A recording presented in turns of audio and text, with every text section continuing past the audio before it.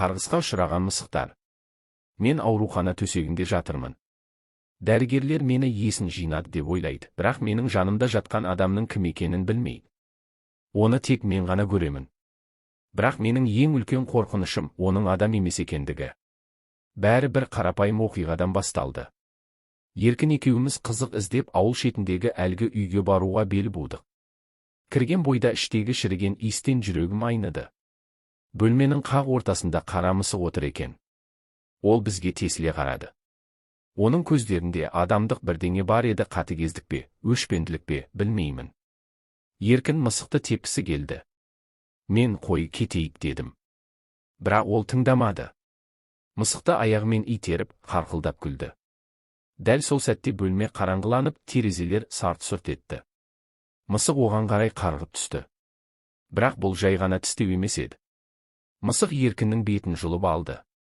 Қаны шашырады. Ол айқайлауға да үлгермеді. Мен шегіне бердім.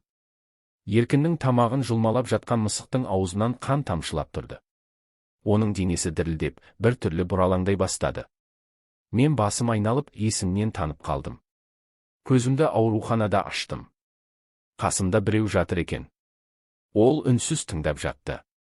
Мен бәрін айтып бергенде, әлгі адам жай ғана күлімсіреді. Жымиысы тым қорқынышты еді. Сол түні мен ұйықтай алмадым.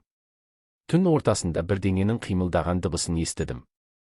Көзімді ашқаным сол еді, қасымдағы адам төсектен тұрып, маған қарады. Оның көзі қараңғыда жарқырап тұрды. Бір қадам, екі қадам. Ол менің үстіме секірді. Айғайлауға үлгермедім.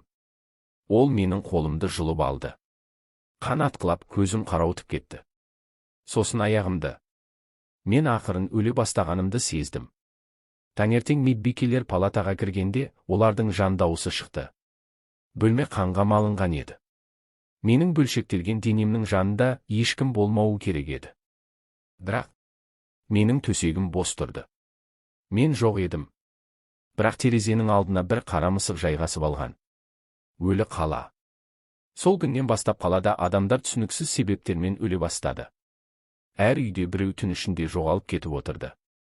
Кейбіреулер олардың айқайын естіп үлгеретін, бірақ жетіп барғанда тек қанға боялған бөлмелер ғана қалатын. Көшелерде қара мысықтар қаптады. Бастапқыда адамдар оларды қумақ болды, бірақ мысықтар шабуылға көшті. Олардың тістері адамдыкіндей өткір, ал көздері шоқтай жанатын еді. Бір-бірлеп үйлер босап, дүкендер қаңырай бастады. Полиция оларды тоқтатпақ болды, бірақ ешбір қару өтпеді. Оқ тиеді, бірақ мысықтар қайтадан тіріліп кетеді. Олар адамдарды бауыздап, ішектерін шашып кете беретін болды.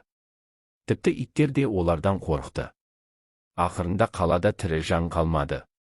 Тек көшеде мыңдаған мысықтардың түнеріп, адамдардың үйін паналағаны ғана байқалатын. Күн шыққанда қала мүлде бос еді. Тек әр терезенің артында адамға ұқсайтын қараңғы сұлбалар ғана аңдып тұратын. Қарғысқа ұшырағандар.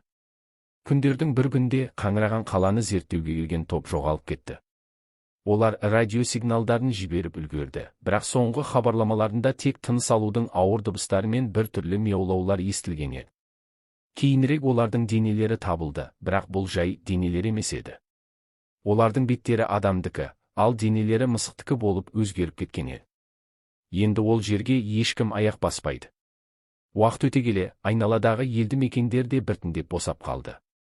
Кейде түнде желмен бірге үрейлі мияулаулар естіледі. Біреулер қараңғыда адамға ұқсас сұлбаларды көрдік дейді. Олар адам сияқты жүріп, көздері жарқырап тұрады екен.